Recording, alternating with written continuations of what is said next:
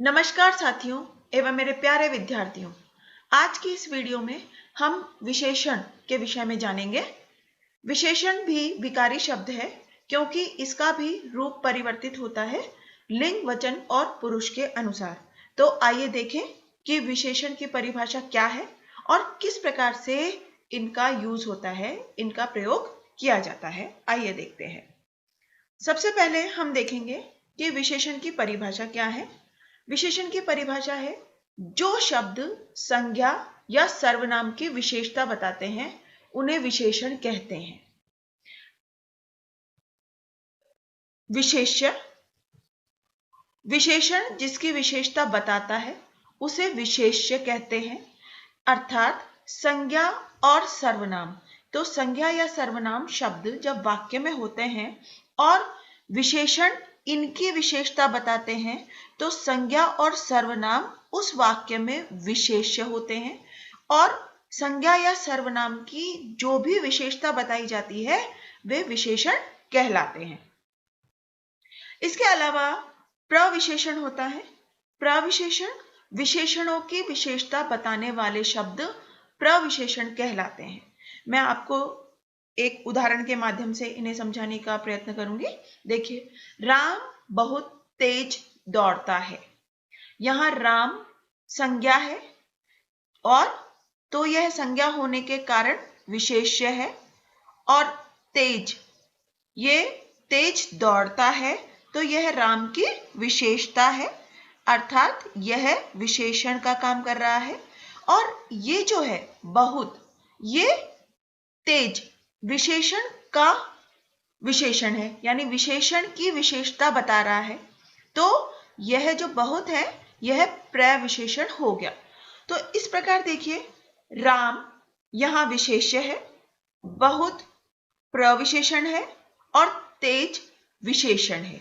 तो इस प्रकार से विशेषण एक वाक्य में विशेषण और विशेष्य होते हैं। उसके साथ साथ जब विशेषण की भी विशेषता बताई जाती है उन्हें प्रविशेषण कहते हैं। तो अब हम देखेंगे कि विशेषण के कितने भेद होते हैं। विशेषण के 4 भेद होते हैं। पहला होता है गुणवाचक विशेषण, दूसरा संख्यावाचक विशेषण, तीसरा परिमाणवाचक विशेषण और चौथा होता है सार्वनामिक विशेषण। ये जो संख्यावाचक विशेषण और परिमाणवाचक विशेषण है इनके अन्य दो भेद होते हैं। संख्यावाचक विशेषण निश्चित संख्यावाचक और अनिश्चित संख्यावाचक विशेषण होता है। इन 2 भागों में विभक्त होता है, यानी संख्यावाचक के 2 अन्य भेद हैं, निश्चित संख्यावाचक और अनिश्चित संख्यावाचक। इसी प्रकार से परिमाणवाचक के भी 2 अन्य भेद हैं, निश्चित परिमाणवाचक और अनिश्चित परिमाणवाचक। तो इनका डिटेल हम आगे पढ़ेंगे। सबसे पहले हम देखते हैं गुणवाचक विशेषण कौन कौन से होते हैं और किस प्रकार काम करते हैं। जिन शब्दों द्वारा संज्ञा के गुण अथवा दोष का बोध होता है उन्हें गुणवाचक विशेषण कहते हैं। गुणवाचक विशेषण के प्रमुख रूप इस प्रकार हैं, यानी ये विभिन्न रूपों में काम करते हैं। विभिन्न रूपों को हम गुणवाचक विशेषण के अंतर्गत सम्मिलित करते हैं। वे प्रमुख रूप कौन से हैं वो देखिए। सबसे पहला है भाव। भाव में अच्छा, बुरा, कायर, बलवान, दयालु आदि, ये सभी जो भाव हैं वे गुणवाचक विशेषण के अंतर्गत आते हैं। फिर है काल, अगला, पिछला, नया, पुराना इत्यादि जो है वे भी गुणवाचक विशेषण के अंतर्गत आते हैं। इसके पश्चात है स्थान। शहरी, पहाड़ी, पंजाबी, ग्रामीण, इस प्रकार के जो शब्द आते हैं, इस प्रकार के जो स्थान आते हैं वे भी गुणवाचक विशेषण के अंतर्गत ही आते हैं। शहरी, जिस प्रकार हम कहते हैं शहर में रहने वाले लोग शहरी कहलाते हैं, गांव में रहने वाले लोग ग्रामीण कहलाते हैं। तो इस प्रकार से ये गुणवाचक विशेषण का काम करते हैं। इसके पश्चात है आकार। लंबा, ऊंचा, नीचा, सुंदर, चौड़ा। तो इस प्रकार का ये जो आकार से संबंधित शब्द है, ये भी गुणवाचक विशेषण के अंतर्गत ही आते हैं।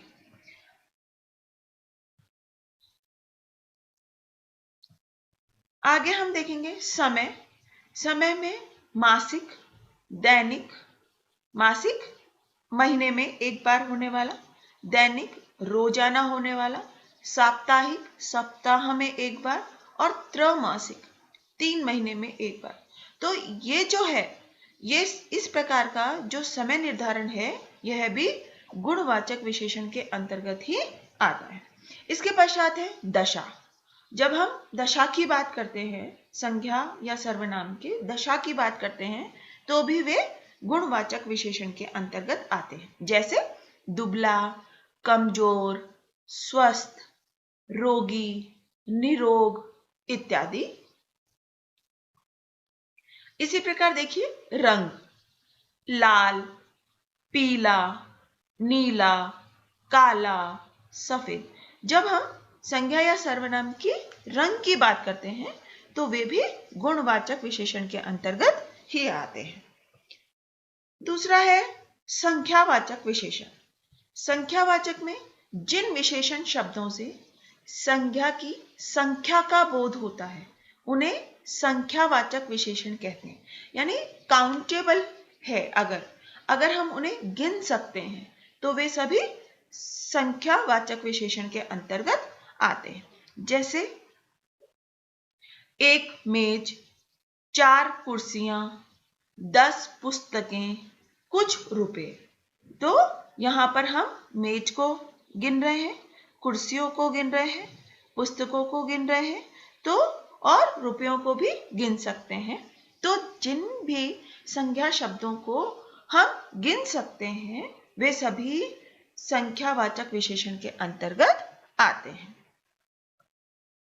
संख्यावाचक विशेषण 2 प्रकार के होते हैं, जैसा कि मैंने आपको पहले बताया था, निश्चित संख्यावाचक और अनिश्चित संख्यावाचक। सबसे पहले हम निश्चित संख्यावाचक देखेंगे।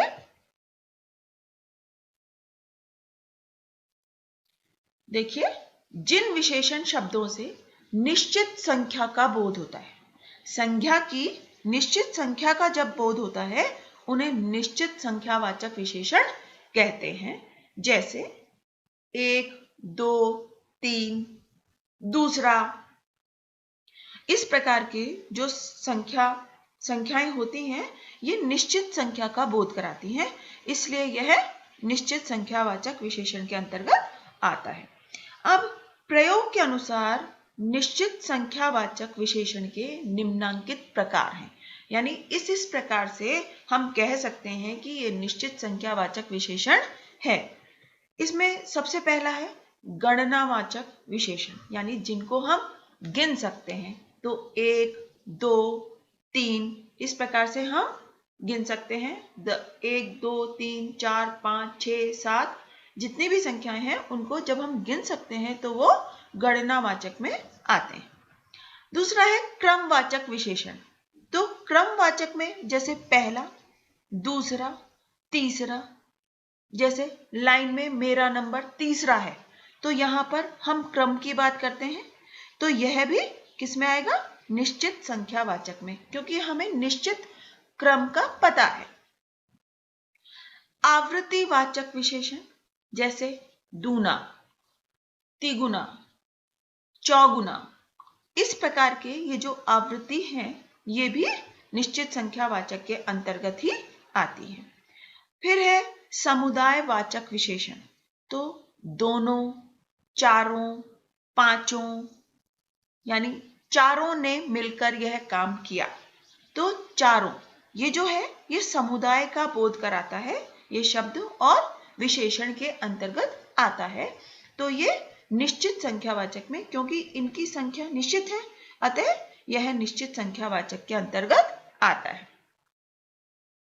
अब है प्रत्येक बोधक विशेषण, जिसमें प्रत्येक, हर एक, दो दो इस प्रकार के जो शब्द हैं, वे भी निश्चित ये विशेषण है और ये भी निश्चित है, इसलिए निश्चित संख्यावाचक विशेषण के अंतर्गत ही आते हैं। अब हम देखेंगे अनिश्चित संख्यावाचक में जिन विशेषण शब्दों से अनिश्चित संख्या का बोध होता है उन्हें अनिश्चित संख्यावाचक विशेषण कहते हैं। जैसे उदाहरण से देखेंगे थोड़े आदमी। अब थोड़े आदमी कहने से अभिप्राय हम निश्चित संख्या पर नहीं पहुंच पाते, तो जब हम निश्चित संख्या पर नहीं पहुंच पाते लेकिन हम उनकी गिनती कर सकते हैं यदि चाहें तो ऐसे जो शब्द होते हैं, ऐसे जो विशेषण होते हैं, वे अनिश्चित संख्यावाचक विशेषण के अंतर्गत आते हैं। जैसे कुछ रुपए, तो कुछ रुपए कुछ हम चाहें तो गिन सकते हैं लेकिन अभी हमें निश्चित संख्या का पता नहीं है, अतः ऐसे जो शब्द हैं कुछ, थोड़े, ये अनिश्चित संख्यावाचक के अंतर्गत आते हैं। आगे हम चलते हैं तीसरे भेद पर, और तीसरा भेद है परिमाणवाचक विशेषण। परिमाणवाचक विशेषण में जिन विशेषण शब्दों द्वारा संज्ञा की मात्रा, और मात्रा किस प्रकार से देखी जाती है, या तो नापकर या तोलकर, तो जिस प्रकार से मात्रा, संख्या की मात्रा का बोध होता है उन्हें परिमाणवाचक विशेषण कहते हैं। अब हम मात्रा का बोध इस प्रकार से कर सकते हैं। जैसे देखिए सेर भर दूध, तोला भर सोना, थोड़ा पानी। तो इस प्रकार से हमने इन संज्ञा दूध, सोना, पानी, इन सब की मात्रा का बोध हम कर सकते हैं। किस प्रकार से, नापकर या तोलकर। तो अब हम देखेंगे कि परिमाणवाचक विशेषण भी दो प्रकार के होते हैं। वे होते हैं निश्चित परिमाणवाचक और अनिश्चित परिमाणवाचक विशेषण। अब हम देखेंगे निश्चित परिमाणवाचक में कौन से विशेषण, कौन से शब्द आते हैं और अनिश्चित परिमाणवाचक में क्या होता है। सबसे पहले देखिए निश्चित परिमाणवाचक विशेषण। जिन विशेषण शब्दों से संज्ञा की निश्चित मात्रा का बोध होता है उन्हें निश्चित परिमाणवाचक विशेषण कहते हैं। उदाहरण से हम समझेंगे 1 लीटर दूध, यानी दूध की मात्रा का हमें निश्चित ज्ञान है कि वह 1 लीटर है। तो इस प्रकार से ये जो निश्चित की हम बात करते हैं वह निश्चित परिमाणवाचक के अंतर्गत आता है। दूसरा है 10 मीटर कपड़ा। तो कपड़े को नापकर हमने पता लगाया है कि वह 10 मीटर है। तो कपड़े की निश्चित मात्रा का हमें ज्ञान हो गया है, निश्चित नाप का हमें ज्ञान हो गया है। इस प्रकार से यह किसके अंतर्गत आता है, निश्चित परिमाणवाचक के अंतर्गत आता है। 1 किलो आलू, तो आलू की निश्चित हमने नाप करके देखा कि हमने तोल करके इसको देखा है कि आलू कितने हैं, 1 किलो हैं। तो जब इसी प्रकार से देखिए 1 लीटर दूध, 10 मीटर कपड़ा, 1 किलो आलू, तो इन सभी संख्याओं की मात्रा का हमको निश्चित पता है, इसलिए ये सभी जो हैं वे सभी किसके अंतर्गत आते हैं, निश्चित परिमाणवाचक विशेषण के अंतर्गत। अब हम दूसरा देखेंगे कि अनिश्चित परिमाणवाचक विशेषण के अंतर्गत क्या आता है। जिन विशेषण शब्दों से संज्ञा की अनिश्चित मात्रा का बोध होता है उन्हें अनिश्चित परिमाणवाचक विशेषण कहते हैं। मीन्स कि हमने नाप तोल करके नहीं देखा है, वरन हम नाप तोल करके देख सकते हैं। तो अब हम इसको एक उदाहरण से समझेंगे। जैसे थोड़ा दूध, कि दूध है, उसको हम तोल सकते हैं, उसका हम पता लगा सकते हैं, मात्रा का पता लग सकता है, लेकिन निश्चित तौर पर वह दूध कितना है यह हम कह नहीं सकते, इसलिए वह हुआ अनिश्चित परिमाणवाचक विशेषण। इसी प्रकार देखिए कुछ शहद, तो इसमें भी निश्चितता का पता नहीं है, अनिश्चित मात्रा का बोध होता है, अतः यह भी अनिश्चित परिमाणवाचक के अंतर्गत आता है। और फिर है बहुत पानी। कितना पानी?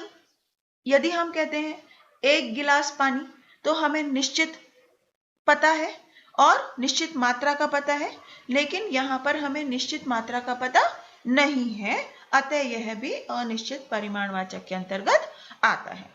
अब अधिक पैसा, कितना पैसा? तो इसमें भी मात्रा का पता नहीं होने के कारण यह भी अनिश्चित परिमाणवाचक के अंतर्गत ही आता है। चौथा प्रकार है सार्वनामिक विशेषण।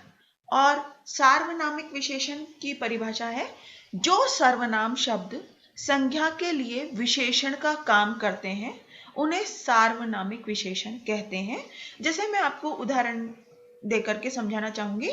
देखिए, यह, वह, जो, कौन, क्या, कोई, ऐसी, ऐसा, वैसा इत्यादि ऐसे शब्द, ये सभी सर्वनाम शब्द हैं और संज्ञा शब्दों के ठीक पहले प्रयुक्त होकर विशेषण का कार्य करते हैं, इसलिए इन्हें सार्वनामिक विशेषण कहते हैं।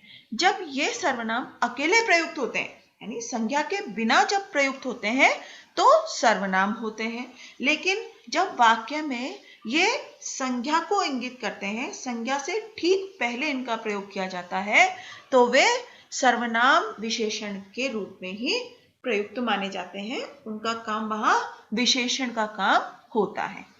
जैसे देखिए, वह लड़का कामचोर है। ये इस लड़के की तरफ वह शब्द इंगित करता है। लड़का यहां पर संज्ञा है और संज्ञा से ठीक पहले सर्वनाम शब्द का प्रयोग किया गया है, तो यह यहां पर विशेषण का काम कर रहा है। इसी प्रकार इस परीक्षार्थी ने नकल की है, यानी एक विशेष परीक्षार्थी है जिसका पता हमें है कि उसी ने नकल की है, तो इस शब्द से इस शब्द यहां पर सर्वनाम नहीं होकर के विशेषण का काम कर रहा है, अतः यह यहां पर सार्वनामिक विशेषण है।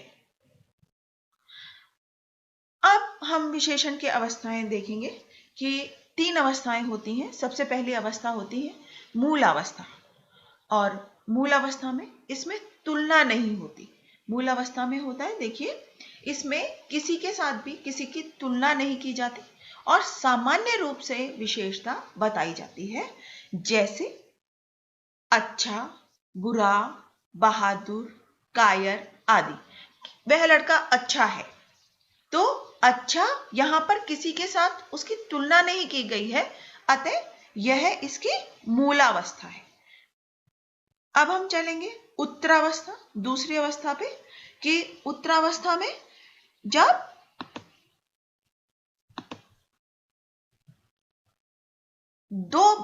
दो की तुलना करके एक की अधिकता या न्यूनता दिखाई जाती है।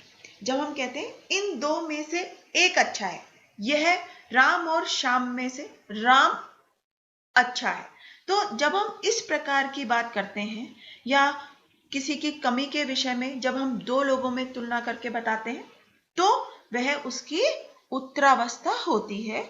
जैसे देखिए, राम मोहन से अधिक बुद्धिमान है। यहां पर राम और मोहन में तुलना की जा रही है और उनकी बुद्धिमानी की तुलना की जा रही है, तो हम यहां पर कह रहे हैं राम मोहन से अधिक बुद्धिमान है, तो यह इसकी विशेषण की उत्तरावस्था है।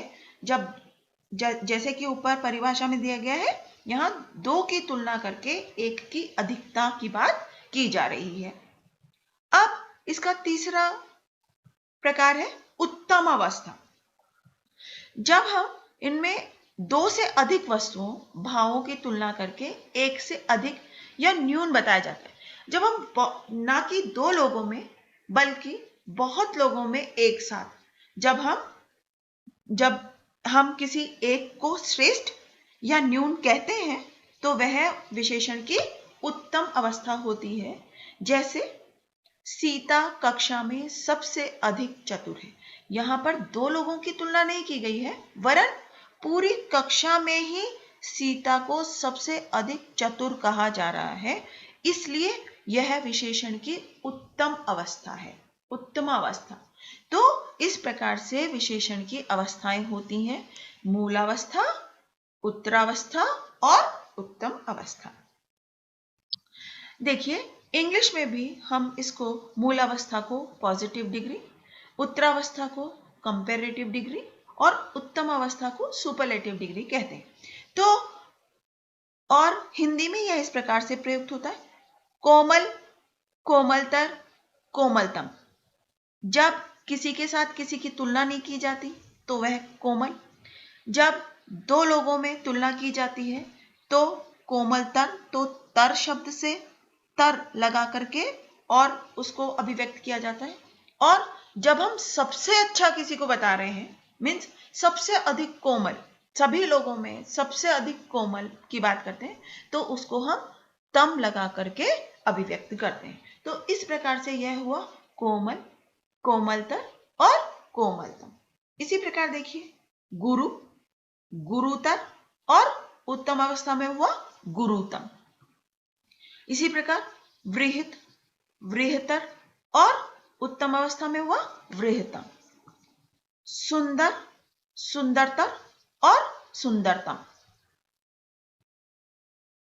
अब हम बात करेंगे विशेषण संबंधी कुछ महत्वपूर्ण बातों की कि हमें किस किस चीज का ध्यान रखना चाहिए।